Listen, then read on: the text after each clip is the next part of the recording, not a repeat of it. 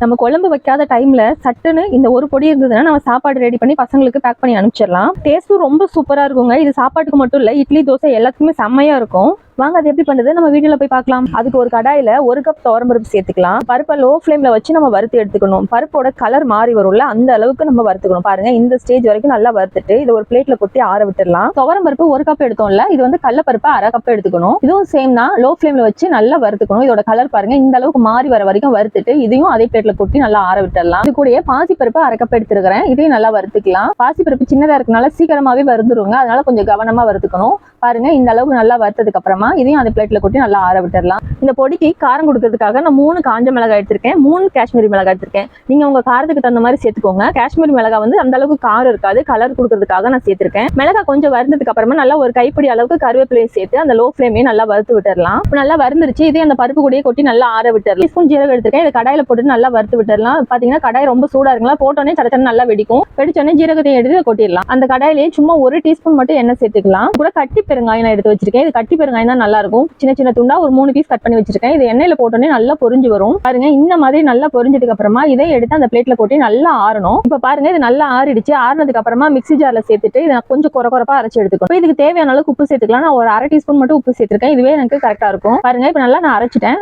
இந்த பதத்துக்கு நீங்க அரைச்சுக்கோங்க. ரொம்ப ஃபைனா நைஸா அரைக்க கூடாது, கொஞ்சம் குறப்பா இருக்கணும். இந்த பொடியை ஒரு நல்ல ஒரு ஏர்டைட்டான கண்டெய்னர்ல போட்டு நீங்க ஃப்ரிட்ஜ்ல வச்சு ஒரு 6 மாசம் கூட நீங்க இதை யூஸ் பண்ணிக்கலாம். எப்பவுமே நம்ம உடம்பு ஒரே மாதிரி இருக்காது. ஒரு நாள் நம்ம அசந்து தூங்கிடுவோம், சரி குழம்பு வைக்க முடியல, அந்த டைம்ல குக்கர்ல சாப்பாடு வச்சோம்னா இது ஒரு 2 டீஸ்பூன் போட்டு நெய் ஊற்றி நல்லா கலந்து பசங்களுக்கு ஒரு ஆம்லேட் போட்டு கொடுத்துட்டோம்னா சாப்பாடு திருப்தியா சாப்பிடுவாங்க. இந்த சாப்பாடுக்கு மட்டும் இல்லைங்க, இட்லி தோசைக்குமே ரொம்ப சூப்பரா இருக்கும். நம்ம மினி இட்லி பண்ணிட்டு இந்த பொடியும் தூவி நல்ல நெய்யோ இல்லைன்னா நெய்யோ ஊற்றி கொடுத்தோம்னா அவ்வளோ டேஸ்டா இருக்குங்க.